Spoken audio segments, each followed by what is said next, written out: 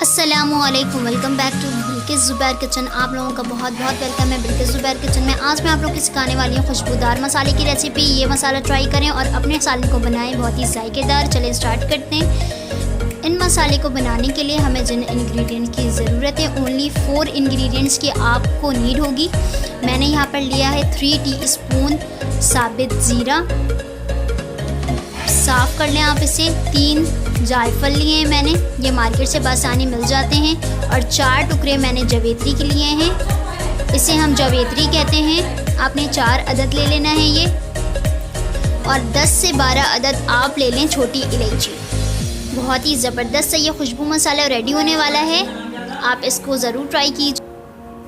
I highly recommend you, आप इस recipe को ज़रूर ट्राई कीजिएगा। और ये मैं आपके साथ अपना सीक्रेट शेयर कर रही हूँ कि मैं अपने कढ़ी को किस कदर मज़ेदार करती हूँ इस मसाले को डालने के बाद। अब हमने क्या करना है, जायफल को बीच से हमने तोड़ना है बट्टे की मदद से, आप या कुछ भी ले सकते हैं। और उसके अंदर से जो बीज निकलेगा आपने उसे लेना है, और ऊपर वाले सख्त हिस्से को आपने डिस्कार्ड कर देना है।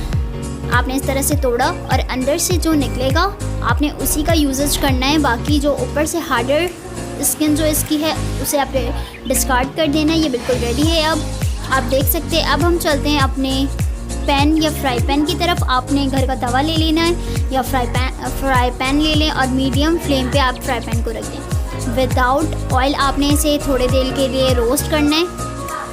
आपने उस वक्त तक इसे रोस्ट करना है जब तक इसमें से खुशबू रिलीज़ ना हो जाए। हल्की सी जब खुशबू आने लगे आपने फ्लेम को कर देना है ऑफ, और इसे रख देना है ठंडे होने के लिए।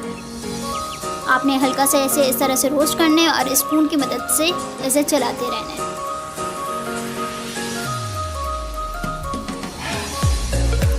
अब आप कर दें फ्लेम को ऑफ और इसे रख दें ठंडा होने के लिए। 15 मिनट के बाद ये बिल्कुल ठंडे हो चुके हैं और अच्छी सी इसकी बुनाई हो चुकी है। तो मैं इसे डाल रही हूँ मिक्सचर में।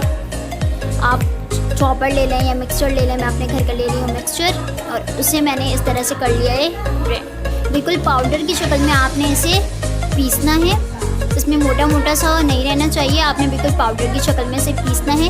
और इसे यूज़ करने का तरीका भी मैंने बताया है आपको अपने आलू गोश्त की रेसिपी में। मैंने उसमें 1/4 टीस्पून यूज़ किया था। आप भी इसे 1/4 टीस्पून हर कढ़ी में यूज़ करें और इसे ट्राई करें और मुझे फीडबैक दें कि आपको मेरी रेसिपी कैसी लगी।